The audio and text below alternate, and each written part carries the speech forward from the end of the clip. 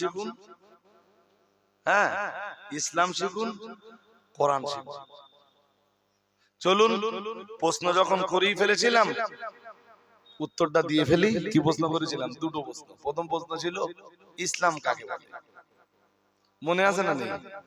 তাহলে এর উত্তরটা নিয়ে যেতে হবে না? নেন উত্তরটা। ইসলাম কাকে বলে এই জবাবটা আমার কাছে না নিয়ে হাদিস থেকে নেন। হাদিস শরীফে এসেছে, নবীজি বলেন, যেদিন নবী জিবরিলের প্রশ্নের জবাব দিচ্ছিলেন, জিবরিল সরাসরি ভরা মজলিসে মানুষের সুরত ধরে সাদা জামা কাপড় পরে রাসূলের দরবারে এসে বসে পড়েছিল। বসে রাসূলকে জিজ্ঞেস করছিল, মাল আখবিরনি আনিল ইসলাম ইয়া মুহাম্মদ সাল্লাল্লাহু আলাইহি ওয়াসাল্লাম, আখবিরনি আনিল ইসলাম। সাহাবারা কেউ চিনতে পারেনি, কেউ চিনতে পারেনি সাহাবারা। যিনি জিবরিল চলে যাওয়ার পরে নবীজি বলেছিলেন, হাদা জিবরিলু আলাইহিস সালাম আতাকুম ইউআল্লিমুকুম দীনাকুম। সুবহানাল্লাহ। আরেকটা মনে বলেন, তাহলে জিবরিল এসেছে কোন সূরাতে? বলুন বলুন। সাদা পোশাক পরে। আরে বাবা হাদিস শরীফে এসেছে, এটা আমি গল্প শোনাচ্ছি না। হযরত ওমর ওই হাদিসটা বর্ণনা করেছেন। ওমর বলেন, আমরা রাসূলের দরবারে বসছিলাম, হঠাৎ সাদা জামা কাপড় পরা, কালো কুচকুচে চুল বিশিষ্ট একটা লোক আমাদের মজলিসে তথা নবীর মজলিসে প্রবেশ করলো। আমরা কেউ তাকে চিনতে পারছিলাম না। আবার তার শরীরে দূর থেকে সফর করে আসবার কোনো চিহ্ন, কোনো নমুনা, কোনো আলামত ছিল না। হাত্তা জালাসা ইলা নবী সাল্লাল্লাহু আলাইহি ওয়াসাল্লাম, এমন কি লোকটা রাসূলের মজলিসে বসে পড়লো। ফাসনাদা রুকবাতাইহি ইলা রুকবাতাইহি, নবীজির হাঁটুতে হাঁটু লাগিয়ে বসে গেল। ওয়াদা কাফাইহি আলা ফাখদাইহি, আরে তার হাতের তালু দুটো রাসূলের উরুর উপর রেখে দিল। দিয়েই বলল, আখবিরনি ইয়া মুহাম্মদ সাল্লাল্লাহু আলাইহি ওয়াসাল্লাম, আখবিরনি আনিল ইসলাম। হে মুহাম্মদ সাল্লাল্লাহু আলাইহি ওয়াসাল্লাম, ইসলাম কাকে বলে আপনি একটু বলুন। আমার কথা শুনছেন নাকি? হ্যাঁ। তাহলে জিবরাইল এবার প্রশ্ন করছে, আর উত্তর দেবে কে? আর শেখার লোক কারা? ইসলাম কাকে বলে জিবরিল জানে না? হ্যাঁ না কিছু বলে না। জিবরিল জানে তো ইসলাম কারে বলে। জিবরিল জিজ্ঞেস করতেছে উদ্দেশ্য কি? মজলিসে সাহাবীরা যারা আছেন তারা শিখবেন। বাট আমি যদি এখন ইসলাম কাকে বলে এটা শেখাতে যাই, আমার শ্রোতা ভালোভাবে নেবে না, বলবে হুজুর আজ ভালো করে। অথচ নবী সাহাবীরা অবাক হয়ে যাচ্ছে ওই লোকটার মুখের দিকে তাকিয়ে।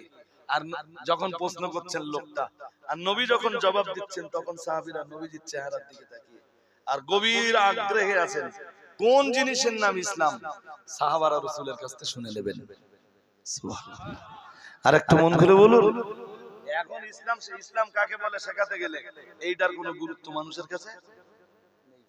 জনগণ কোন কোন বিষয়টা শুনবে আর কোনটা শুনবে না, কোন বিষয়ের গুরুত্ব বেশি আর কোন বিষয়ের গুরুত্ব কম, এইটা জনগণ যতদিন না বুঝবে ততদিন পর্যন্ত এই জনগণের উন্নতির আশা করা যায়।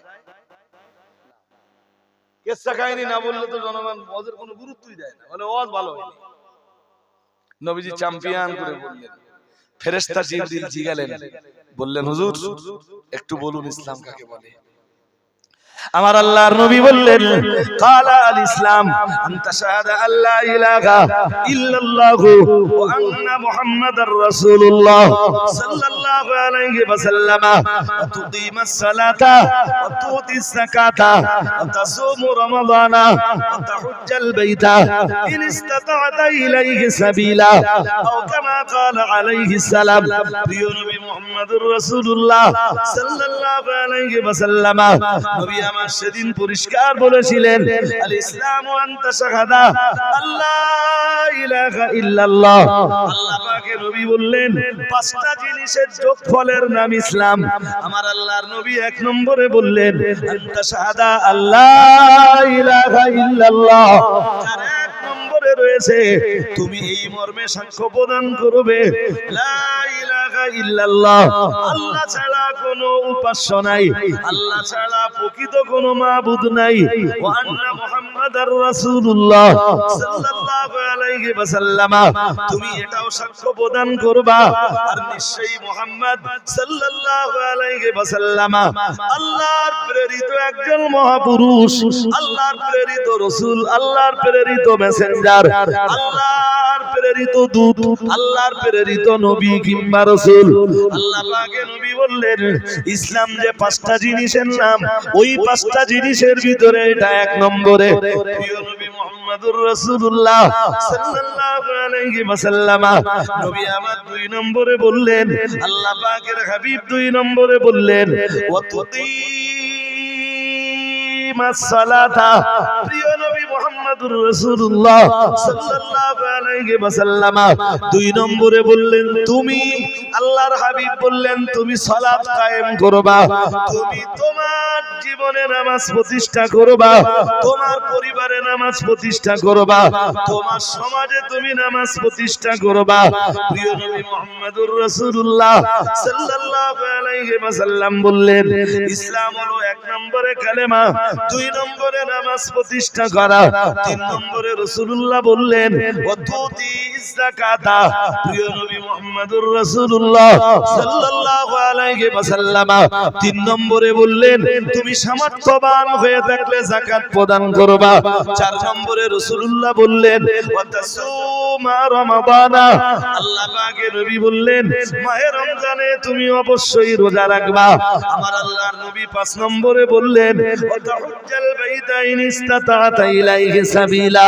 আল্লাহ পাকের নবী বললেন বাইতুল্লাহ শরীফে যে হজ পালন করার ক্ষমতা যদি তোমায় থাকে তুমি অবশ্যই হজ ব্রত পালন করবা। এক নম্বরে কালেমা, দুই নম্বরে নামাজ প্রতিষ্ঠা, তিন নম্বরে সামর্থ্য থাকলে যাকাত প্রদান, চার নম্বরে মাহে রমজানের রোজা ব্রত পালন, পাঁচ নম্বরে সামর্থ্য থাকলে বাইতুল্লাহ শরীফে যে হজ আদায় করা।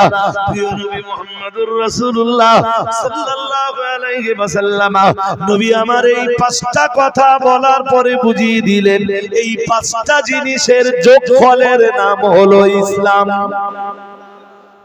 আরেকটু মন খুলে বলেন কটা জিনিসের যোগফল? তাহলে আমি ইসলামকে কাকে বলে এইটা কেন জানবো নি? ইসলাম কয় জিনিসের যোগফলের নাম আমি এইটা কেন জানবো নি?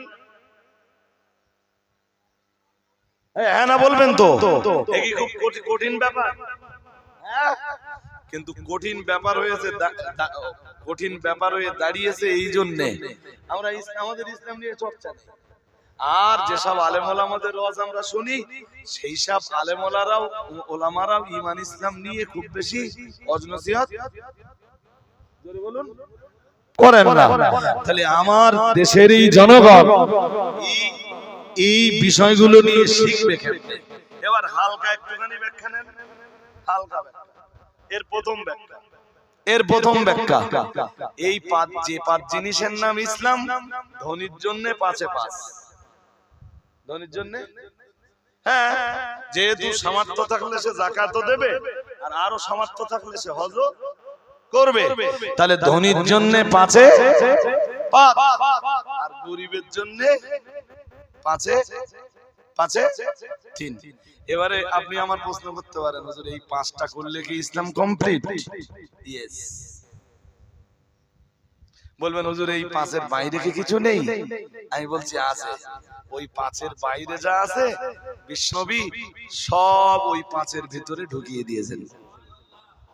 আর একটু মন খুলে বলেন, কথা বুঝতেছেন নাকি? পাঁচের ভিতরে ইসলাম কমপ্লিট, পাঁচের বাইরে আর কিছু। আপনি বলতে পারেন হুজুর লক্ষ লক্ষ হাদিস আছে নবীর, যে আছে তো। আর কোরআনের এত আয়াত আছে হুজুর, আছে তো। কিন্তু কোরআনে আর হাদিসে যা আছে আল্লাহ আল্লাহর রাসূল ওই পাঁচের ভিতরে সব ঢুকিয়ে দিয়েছেন। আপনি বলেন হুজুর কেমনে ঢুকিয়ে দিয়েছেন? তাহলে মন দিয়ে শুনুন। এবার একটু কঠিন হবেন বড় কথা, মানে এবারের কথা আর একটু কি কঠিন নিতে পারবেন তো? নেন। পাঁচের ভিতরে এই পাঁচটাই আবার ইসলামের খুঁটি। আপনারা শুনেছেন না আলেমদের কাছে ওয়াজে? বুনিয়াল ইসলামু আলা খামসিন শাহাদাতি আল্লা ইলাহা ইল্লাল্লাহ। শুনেছেন তো এটা? যে ইসলামের খুঁটি, ইসলাম পাঁচ খুঁটির উপরে দাঁড়িয়ে। শুনেছেন না? সে ওই পাঁচ খুঁটি তো। হ্যাঁ না কিছু বলে? এই সেম পাঁচটা খুঁটি তো না আলাদা কিছু আছে? এবারে বুঝে নেন, ইসলামে এই পাঁচ খুঁটির ভিতরে বা যে পাঁচটা জিনিসের নাম ইসলাম, তার ভিতরে এক নম্বরে কি ছিল? কালেমা। কি ছিল? সবাই পড়ুন একটু, লা ইলাহা ইল্লাল্লাহ মুহাম্মাদুর রাসূলুল্লাহ সাল্লাল্লাহু, পড়ুন সবাই, সাল্লাল্লাহু আলাইহি ওয়াসাল্লাম। এই কালেমার সম্পর্ক, প্রথম সম্পর্ক কলবে। আমার দিকে মন না দিলে বলে বুঝবেন না, একটু যদি আনমনা হন আর বুঝবেন না। কালেমার সম্পর্ক কি? এই কালেমার বিশ্বাসটা থাকবে কোথায়? কলবে। কোথায় থাকবে? কলব। তাহলে ইসলামের প্রথম স্তম্ভের সম্পর্ক হলো কলবের সাথে। এবার আপনাকে আল্লাহ জবানে উচ্চারণ করার ক্ষমতা দিয়েছেন, আপনাকে জবানে উচ্চারণ করতে হবে, কিন্তু ওর মূল সম্পর্ক কিসের সাথে? বেশ, এরপরে 2 নম্বরে আসেন। 2 নম্বরের সম্পর্ক নামাজ। কিসের সম্পর্ক? নামাজের সম্পর্ক কিসের সাথে? কলবে। তাহলে তো ফকিরদের মতো নামাজের রক্ত হয়েছে, কলবে কলবে নামাজ। ফকিরদের যদি জিজ্ঞাসা হয় যে ও ভাই, জোরে রক্ত চলে গেলে তো তুমি নামাজ পড়লে না, তাহলে আমি কলবে পড়ে নিছি, আমি কলবে পড়ে নিছি। নামাজের সম্পর্ক কলবে না, নামাজের সম্পর্ক শরীরের সাথে। কিসের সাথে? শরীরে। এই জন্য এই নামাজের নামই হলো ইবাদাতুম বাদানিয়াতুন, দেহের ইবাদত। কিসের ইবাদত? সবাই বলেন। আর কালেমা, এবার বুঝতেছেন। 3 নম্বরে যাকাত। যাকাত দিতে গেলে কি লাগবে? প্রথমটা কলবের সাথে, দ্বিতীয়টা দেহের সাথে, 3 নম্বরটা যাকাত। যাকাতের সম্পর্ক এই তো ভালোই বুঝতে পারতেছেন। মাল কি দিতে হবে? জোর করে বলেন না, অর্থ দিতে হবে। এক্সিলেন্ট। 4 নম্বরের সম্পর্ক কিসের সাথে? রোজা। কিসের সাথে? ও দেহের সাথে। ওটাও কি? তাহলে আপনাকে একটু মনে রাখতে হবে 2 নম্বর আর 4 নম্বরের সম্পর্ক দেহের সাথে। 1 নম্বরের সম্পর্ক কলবের সাথে, 2 নম্বরের সম্পর্ক দেহের সাথে, 3 নম্বরের সম্পর্ক মালের সাথে, 4 নম্বরের সম্পর্ক আবার দেহের সাথে। তাহলে 2 আর 4, 3 এর সম্পর্ক মালের সাথে, তাই তো? এবার বলেন 5 নম্বরের সম্পর্ক হয়নি। হজ। শুধু টাকা দেবেন আপনার হজ হয়ে যাবে। কথা বলেন, শুধু টাকা দিলে হজ হয়ে যাবে না হজ করার জন্য আপনার মক্কায় যেতে হবে? তাহলে বলেন হজে কি কি লাগলে? অর্থ আর দেহ। হজে শুধু দেহ দিলে হবে না দেহের সাথে অর্থ দিতে হবে? শুধু অর্থ দিলে হবে না অর্থের সাথে দেহ দিতে হবে? দুটোই দিতে হবে, ঠিক না? কথা বলেন না। তা যে 5টা জিনিসের নাম ইসলাম, এবার বলুন ওই 5টার ভিতরে কলবের সঙ্গে সম্পর্ক যার, সেটা আছে একটা। সেটা আছে একটা। শুধু অর্থের সাথে সম্পর্ক যার আছে, ওটাও আছে একটা। অর্থ এবং দেহ দুটোর সাথেই সম্পর্ক আছে, এই ইবাদতও আছে একটা। এবার বোধহয় বুঝতে অসুবিধা হচ্ছে। আর একবার বলি, খুব মন দিয়ে শুনুন। 5টা জিনিসের নাম ইসলাম তো? কথা বলেন না। এই 5টার ভিতরে যেটা সম্পর্ক শুধু অন্তরের সঙ্গে, সেটা কয়টা? একটা। মানে যেটা শুধু মালের সাথে সম্পর্কিত, সেই ইবাদত কয়টা? শুধু মালের সাথে। আল্লাহ, শুধু মালের সাথে। হজের সম্পর্ক তো মালের সাথে, দেহের সাথে। তাহলে ওইটারে আপনি এখানে আনতেছেন কেন? আপনার যদি এই পর্যন্ত আমি না বোঝাতে পারি তো বাকি কথা তো বোঝাতে পারবো না, কোনো মূল্যে বোঝাতে পারবো না। না এখন নামাজ নয়, এখনো নামাজের কথা বলিনি আমি। 1 নম্বরে কি বলেছি যার সম্পর্ক কলবের সাথে। 5টার ভিতরে নবী কয়টা দিয়েছেন? একটা তো একটা ভাই, এদিকে আওয়াজ হলে হবে না। কি হয়েছে, সমস্যা কি? না না থাক না, যে অবস্থা আছে থাক, আমি নামলে দেবেন 10 মিনিট বাদে আসেন।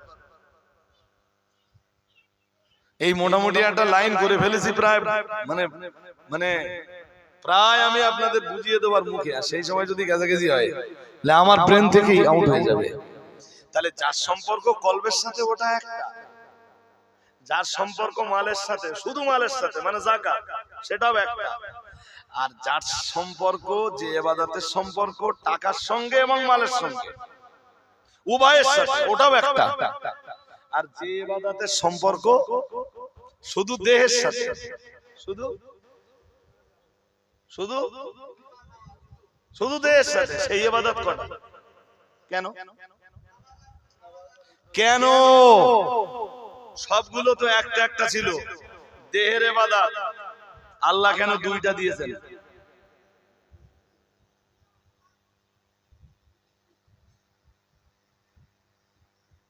কথা বুঝতেছেন কি? এই পর্যন্ত শোনার পরে কি প্রশ্নটা বুঝেছেন? কালবি যে ইবাদতটা ছিল, বা কালবের সাথে সম্পর্কিত ইসলামের যে স্তম্ভটা ছিল, ওটা একটা। মালের সাথে সম্পর্কিত ইসলামে যে ইবাদতটা ছিল, সেটাও একটা। যে ইবাদতের সম্পর্ক মাল এবং দেহ উভয়ের সঙ্গে, সেটাও একটা। কিন্তু যে ইবাদতের সম্পর্ক শরীরের সাথে, ওই ইবাদত দুইটা কেন? ওটাও তো আল্লাহ আল্লাহর রাসূল একটা ঘোষণা দিতে পারতেন, দুইটা দিলেন কেন? শুনছেন নাকি? এবার প্রশ্নটা বুঝেছেন এতক্ষণ পর? খুব কঠিন ব্যাপার, খুব একটা সহজ ব্যাপার না ভাই। সহজ ব্যাপার, সহজ ব্যাপার না। জবাব নেন। মানুষের দেহে আল্লাহ দুই ধরনের শক্তি দিয়েছেন, প্রত্যেকের ভিতরে। আপনার ভিতরেও আছে, আমার ভিতরেও আছে। নিচে যারা স্টেজে যারা বসে আছেন তাদের ভিতরে আছে, উপরে যারা বসে আছেন তাদের ভিতরে আছে, আপনারা যারা নিচে বসে আছেন তাদের ভিতরে আছে। তাম পৃথিবীতে যত মানুষ আছে প্রত্যেকের দেহে আল্লাহ দুটো করে শক্তি দিয়েছেন। কয় শক্তি? এক শক্তির নাম হলো ফেরেশতা শক্তি, আর এক শক্তির নাম হলো পশু শক্তি। কি শক্তি? প্রত্যেকের ভিতরে আছে। ফেরেশতা শক্তি মানুষের দেহে যখন কাজ করে, মানুষ তখন ভালো কাজ করে। সুবহানাল্লাহ বলেন। আরেকটু মন খুলে বলুন, কোন মানুষ যখন ভালো কাজ করবে আপনি বুঝে নেবেন ওর ফেরেশতা শক্তি কাজ করতেছে ভিতরে। আর এক শক্তি আছে, কি শক্তি বলেছিল? এই জন্য দেখবেন মানুষ যখন বিরাট কিছু অন্যায় করে ফেলে, আমরা তখন কি বলি? যে শালা মানুষ না তো, কি বলি না? বলি না? মানে ওর ভিতরের ওই পশুত্বের আচরণটা ওই প্রকাশ ঘটছে এখন। আমি কি কথা বোঝাতে পারছি আপনাদের? এই প্রত্যেকটা মানুষের ভিতরে যে ফেরেশতা শক্তিটা আছে, এই ফেরেশতা শক্তিটা বাড়ানোর জন্য আল্লাহ যে ইবাদতটা দিয়েছেন, ওই ইবাদতটার নাম নামাজ। সুবহানাল্লাহ বলেন। বলুন, ফেরেশতা শক্তি বাড়ানোর জন্য আল্লাহ যে ইবাদত দিয়েছেন, সেই ইবাদতের নাম কি? বুঝতে অসুবিধা হচ্ছে? নামাজ পড়লে কি হয়? ফেরেশতা শক্তি হাই হয়, ফেরেশতা শক্তি হাই হাই হাই বাড়তে থাকে। সুবহানাল্লাহ। তাহলে আরেক শক্তি আছে না? কি শক্তি? পশু শক্তির কারণেই তো মানুষ পাপ কাজ করে। বুঝতে পারেননি? পশু শক্তির কারণেই মানুষ কি করে?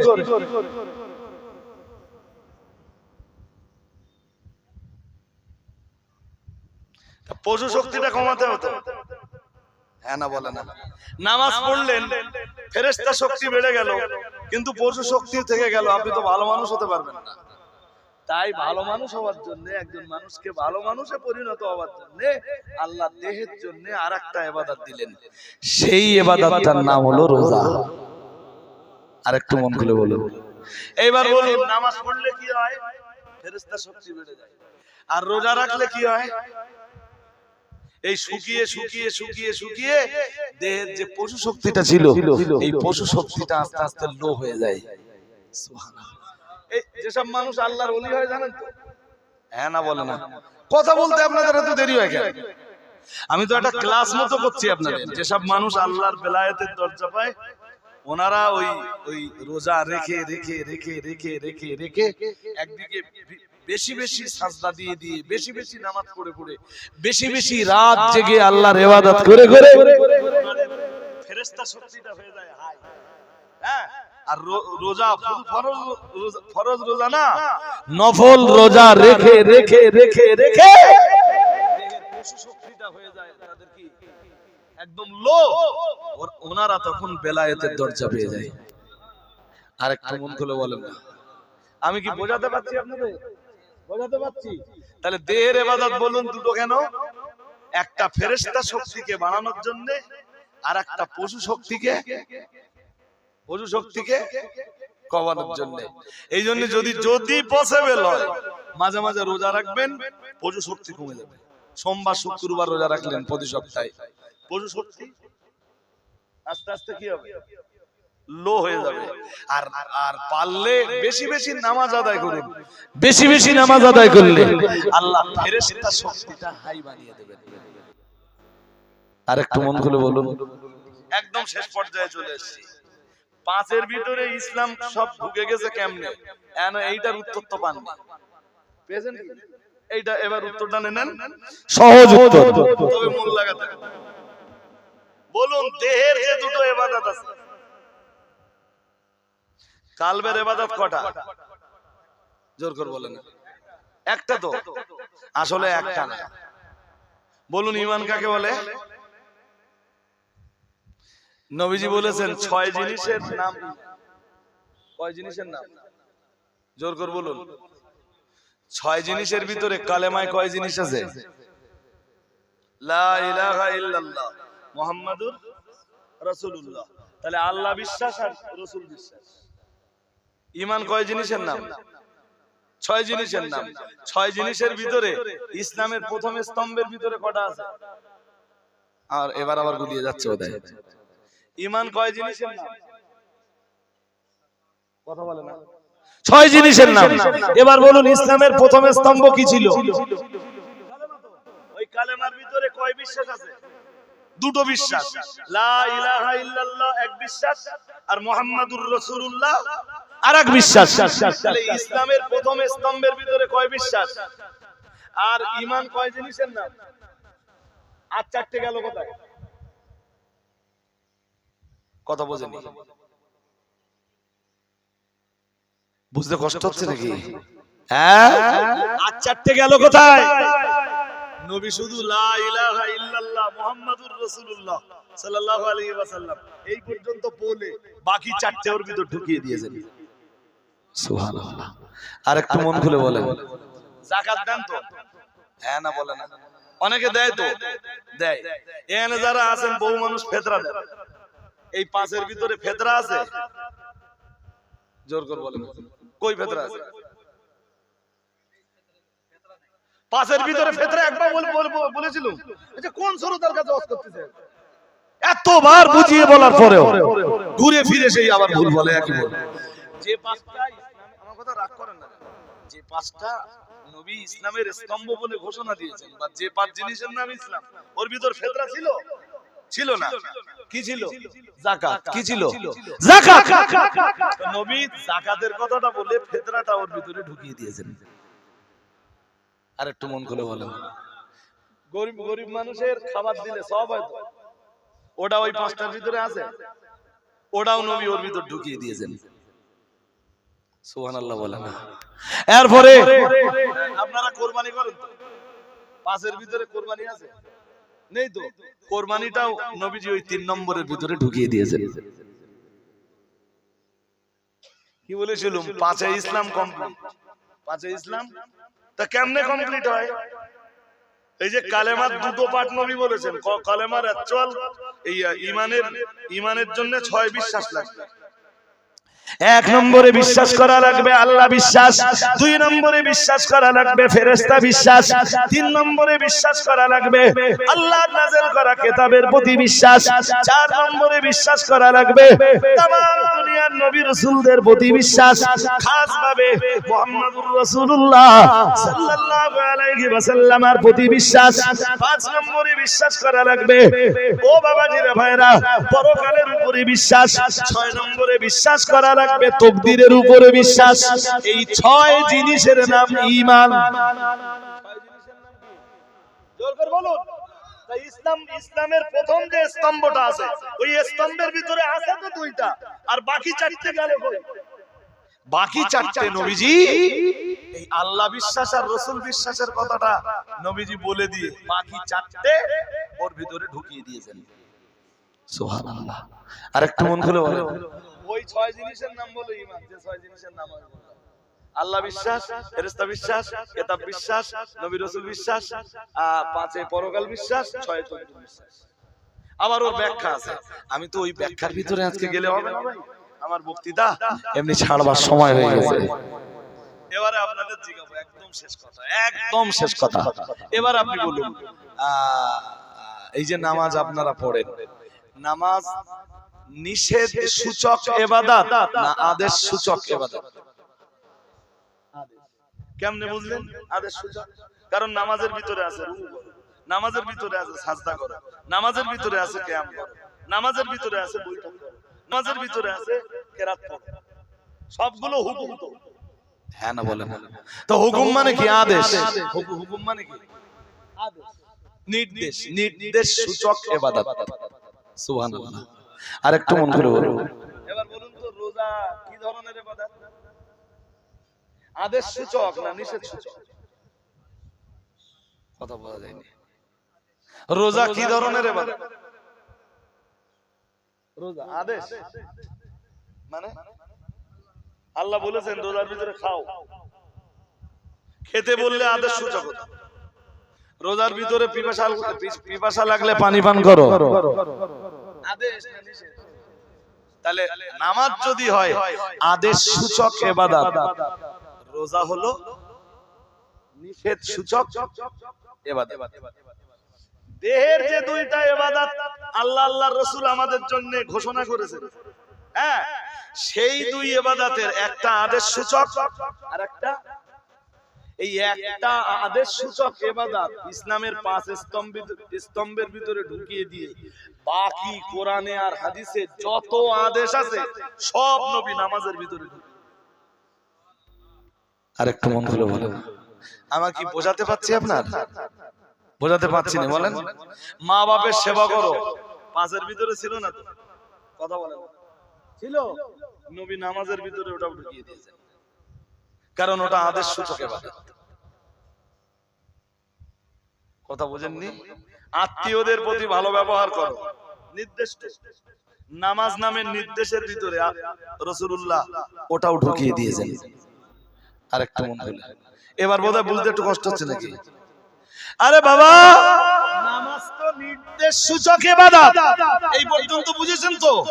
হ্যাঁ, তা নির্দেশ সূচক এক ইবাদত, ওই পাঁচ ইবাদতের পাঁচটা কাজের ভিতরে দিয়ে নবীজি নির্দেশ সূচক যত ইবাদত আছে কোরআন আর হাদিসে সবগুলো নবী নামাজের ভিতরে ঢুকিয়ে দিয়েছেন। আরেকটু মন খুলে বলেন, রোজা কি ধরনের ইবাদত? আরে কথা বলবেন তো? নিষেধ সূচক। চলবে বলেছেন না চলবে না বলেছেন? হ্যাঁ, তো রোজার সময় খাওয়া যেমন চলবে না, সুদ খাওয়া চলবে না, এই ইবাদতটাও আল্লাহ আল্লাহর রাসূল ওই রোজার ভিতরে ঢুকিয়ে দিয়েছেন। জুয়ার টাকা চলবে? হ্যাঁ না বলেন? পনের টাকা চলবে? চলবে না। জেনা করে মেয়েদের পয়সা উপার্জন করা চলবে? চলবে না। তো এই যত হারাম জিনিস আছে, নিষিদ্ধ জিনিস আছে, সব রাসূলুল্লাহ এই রোজার ভিতরে ঢুকিয়ে দিয়েছেন। আরেকটু আওয়াজ দিয়ে বলেন না। এবার বলেন, আর কিছু বাকি আছে?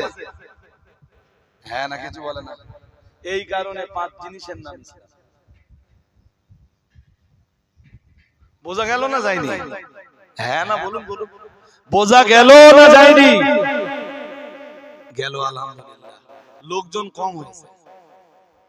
সাধারণত আমার মজলিসে সচরাচর আমি দিনের বেলা উঠলেও এর চেয়ে বেশি লোক, যদি আসর বাদ কোন জায়গায় কেউ দাওয়াত করে না, এর চেয়ে অনেক বেশি লোক হয়। মাগরিব বাদ উঠলেও এর চেয়ে বেশি লোক হয়, রাত 2টোর সময় উঠলেও এর চেয়ে বেশি লোক হয়।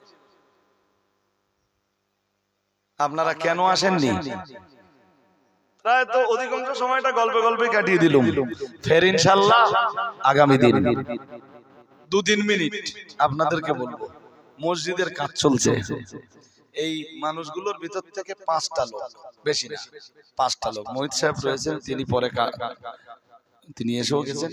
2-3 মিনিট 5টা লোক 1000 টাকা করে দেবেন, একটু বলেন আমার কাছে, একটু তাড়াতাড়ি হাত তুলতে। এই যে দান করবেন, দান করবেন এবাদাতে মালির ভিতরে নবী ওই যাকাতের মধ্যে এটা